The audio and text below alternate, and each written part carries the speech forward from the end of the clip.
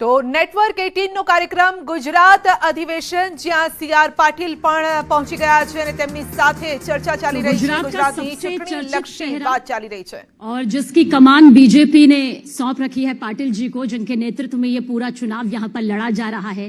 यानी कि उम्मीदों का काफिला पाटिल जी आपके साथ में है, आप रग रग से वाकिफ हैं। और पहला सवाल यही है कि 27 साल से बीजेपी सत्ता पर काबिज है और आप यहां पर दावा 160 प्लस का भी नहीं, सीधे के सीधे 182 सीटों को कर रहे हैं।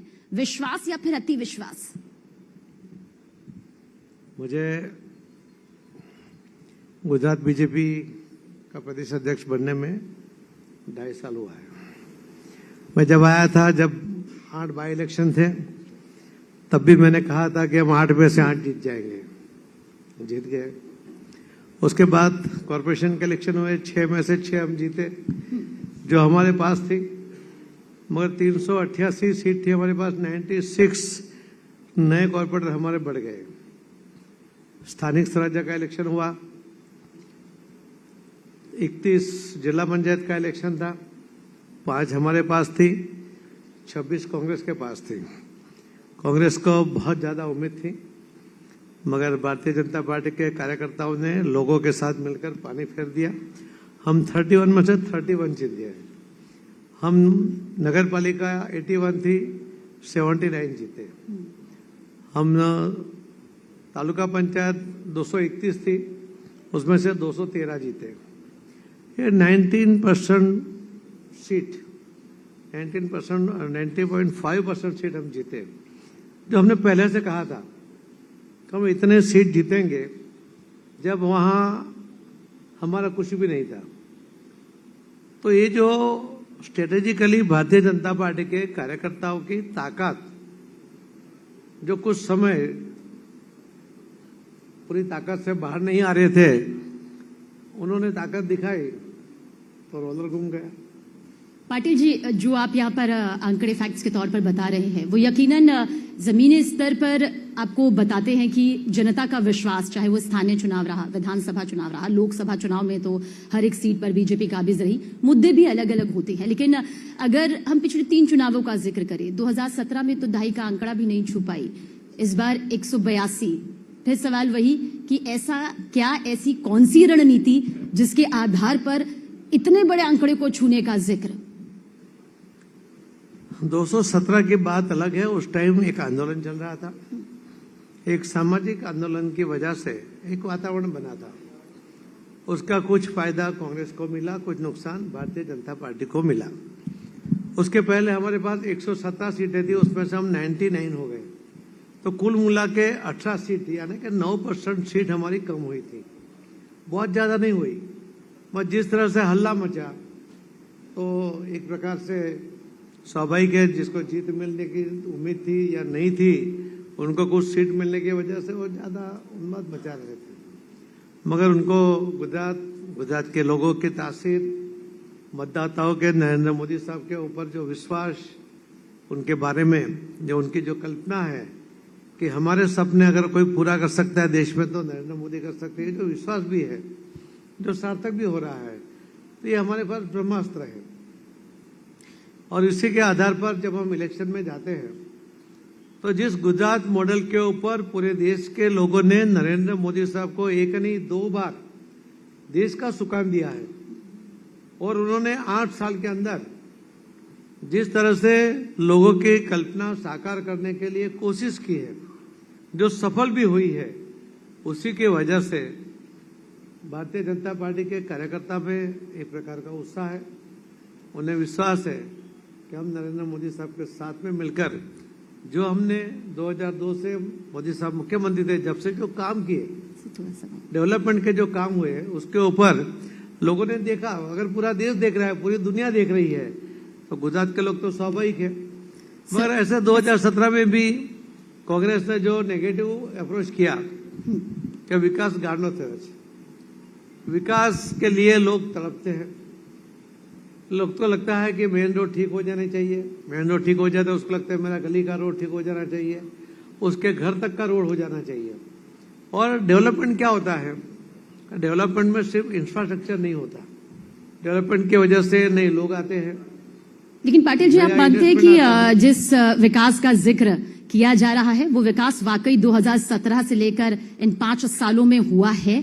क्योंकि जिस तरह से कई विधायकों के टिकट कटे, कई बागी सुर निकल रहे हैं, नए चेहरों को मौका भी यहां पर दिया जा रहा है, और गलत नहीं है, नए चेहरों को मौका मिलना भी चाहिए।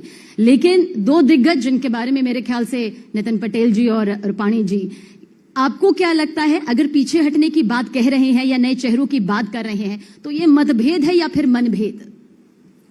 देखिए, भारतीय जनता पार्टी है, उसके अंदर नए लोग आए, उसके लिए भारतीय जनता पार्टी की एक परंपरा रही है। हर बार 20-25% सीटें कटती है। इस बार भी 39, 182 में से आप देखेंगे तो 20% से कम सीटें कटी है। तो मतलब वहां के विधायकों के काम से खुश नहीं थे, या लगा कि नए चेहरों को मौका देकर उनसे बेहतर किया जा सकता है? कोई एज की वजह से करता है, कोई बहुत सालों से, जैसे नितिन भाई 29 साल से इलेक्ट हो रहे हैं, उन्होंने खुद कहा कि मुझे नहीं लड़ना है, इस बार नहीं लड़ना है, ऐसा कहा है। ऐसा नहीं कहा कि मैं यहाँ से बाहर निकल रहा हूँ या रिजाइन कर रहा हूँ। विजय भाई यहाँ मुख्यमंत्री रहे, उन्होंने संगठन से लेकर जो बात की, काम किया, उन्हें संगठन का अध्यक्ष भी बनाया गया, उसके बाद राज्यसभा में गए, मुख्यमंत्री भी बनाया गया, तो उनको एक तृप्ति की भावना भी होती है। स्वाभाविक उन्होंने भी कहा कि नए लोगों को लाना चाहिए, और नए लोगों को जिताने के लिए वो कोशिश कर रहे हैं। जैसे राजकोट में 4 लोगों को टिकट दिया है, चारों 4 के फॉर्म भरने के लिए खुद विजय भाई साथ में खड़े थे। नितिन, मैंने कहा कि मैं मेहसाणा छोड़ के जाने वाला नहीं हूं, यानी मेहसाणा जिला की सीट, उसके ऊपर भी मेरा पूरा ध्यान रहेगा, तो वो भी वो काम कर रहे हैं। हर व्यक्ति, हर कार्यकर्ता, उनकी मानसिकता ही भारतीय जनता पार्टी में होती है कि टिकट मिले या ना मिले। पर गुजरात की सियासत में इतना हलचल जो कि पहले कभी देखने को नहीं मिला। आनंदीबेन पटेल के बाद रूपाणी जी, और उसके बाद वो गए तो सब कुछ बदल गया, और ऐसा बदला कि लगा ये बदलाव क्या वाकई हो सकता है? मतलब राष्ट्रीय स्तर तक में इसकी बातचीत यहाँ पर शुरू हो गई, उसका नतीजों पर कोई असर देखते हैं क्या? देखिए, विजय भाई ने पूरे 5 साल मुख्यमंत्री के रूप में काम किया है, तो उनका पीरियड ही 5 साल का होता है, तो 5 साल तो उन्होंने पूरे किए ही है। स्वाभाविक है, दूसरे को मौका मिलना चाहिए। तो नए मुख्यमंत्री आए, भूपेंद्र पटेल आए, तो वो काम कर रहे हैं। ये अगर सालों तक परिवारवाद की तरह ही पार्टी चलेगी तो धीरे धीरे वो खत्म हो जाती है। भारतीय जनता कार्यकर्ता के, पार्टी के लोग कार्यकर्ता के आधार पर हम काम करते हैं। इसी के लिए हम इतने दावे के साथ कह सकते हैं कि हम जीत जाएंगे। लेकिन इस दावे के साथ साथ क्या दूसरी पार्टी की मौजूदगी को दरकिनार किया जा रहा है? क्योंकि आपको भी मैं कई इंटरव्यूज में सुन रही थी, जो जनता के साथ आपका कनेक्शन रहता है, फिर चाहे वो सोशल मीडिया के थ्रू रहे, और अब तो क्योंकि पूरा नेतृत्व आपके कंधों पर है, आपने कहा कि बीजेपी और कांग्रेस के बीच सीधा मुकाबला है, तो आम आदमी पार्टी को दरकिनार कर रहे हैं या फिर कोई गुप्त रणनीति जो है वो अंदर ही अंदर बन रही है? हम किसी को दरकिनार नहीं करते, मगर गुजरात के लोग अभी तक उसका इतिहास रहा है कि वो थर्ड पार्टी को कभी भी एक्सेप्ट नहीं करते। गुजरात के लोग समझदार लोग हैं, वो चाहते हैं कि गुजरात का जो डेवलपमेंट है वो बरकरार रहे, वो सतत वो चलता रहे, और उसके लिए गुजरात को डिस्टर्ब करने की जो कोशिश करने वाली जो पार्टी है, वो जो वादे करती है, अगर 22 साल के लड़के को आप पेंशन देना शुरू करोगे तो 3,000 रुपये के पेंशन में ही वो इस तरह से सिकुड़ जाएगा कि वो कभी उस साहस वृत्ति उसकी खत्म हो जाएगी। पेंशन तो 60 साल के बाद देना चाहिए, तो 22 साल के बच्चे को पेंशन देना यानी गुजरात में जो युवा धन है उसको नष्ट करना है। ऐसी बात है, गुजरात के लोग कभी सहन नहीं करेंगे। तो मतलब आप ये कह रहे हैं कि आम आदमी पार्टी अगर वोट भी काटेगी तो सीधा फायदा बीजेपी को होगा? देखिए, गुजरात का सरकार का कुल बजट करीब 2.5 लाख करोड़ है। इन्होंने जो वादे किए उनका अगर सबका फिगर करोगे तो ये हो जाता है 7.5-8 लाख करोड़। अब आप सोचिए कि किसी ने उनको पूछा कि पैसे कहां से आएंगे, तो उन्होंने जवाब दिया कि जो भ्रष्टाचार है वो भ्रष्टाचार को हम खत्म कर देंगे। अब 2.5 लाख करोड़ का 100% तो भ्रष्टाचार नहीं होता होगा, उसमें बहुत सा हिस्सा तो पगार वगैरह में चला जाता है। हम मान लेते हैं कि चलो कुछ, मान लो कि 2.5 लाख करोड़ में से पगार के 1.5 लाख करोड़ बचता है और भ्रष्टाचार में चला गया, तो भी 8 लाख करोड़ रुपया कहां से आएगा? बाकी का 6.5 लाख करोड़ कहां से आएगा? ये जो सपने दिखाने की कोशिश है वो जमीन पर जब नहीं उतार सकते, ऐसे वादे कोई भी पार्टी ने नहीं करने चाहिए। अच्छा, बस ये सवाल हर किसी के जहन में है। गुजरात की जनता, क्योंकि आपके स्टार प्रचारकों की लंबी फहरिस्त है, जन जन के बीच में कई योजनाओं के जरिए, शिलान्यास, आधारशिला के जरिए पीएम मोदी खुद भी जा रहे हैं, रोड शोज हम बड़े बड़े देख रहे हैं। लेकिन जब हम आंकड़े देखते हैं पाटिल जी, तो हमसे ज्यादा बेहतर जाहिर सी बात है, क्योंकि आप गुजरात की सियासत को इतने बेहद करीब से जानते हैं, समझते हैं। विधानसभा सीटों को लेकर वोट शेयर भी कम हुआ है, सीटें भी कम हुई हैं। फिर ऐसा क्यों? क्या जिन चेहरों को जनता के बीच में उतारा जाता रहा है वो उम्मीदों पर खरे नहीं उतरे, जिसका जो खामियाजा है वो पार्टी को भुगतना पड़ रहा है? कुछ ऐसी नीतियां हैं जो जनता के हिसाब से नहीं सामने आ पा रही हैं? 5 उंगलियां कभी एक सी नहीं होती। 19-20 हर आदमी में भी हो सकता है। तो उससे अगर अच्छा कैंडिडेट मिलता है तो बदलना चाहिए पार्टी को, तो उसके अंदर ये बदलाव आता है। अगर बदलाव नहीं करेंगे, परिवारवाद ही चलाएंगे, जो आता है उसका बेटा, उसके बेटे का बेटा, तो बदलाव ही नहीं होगा।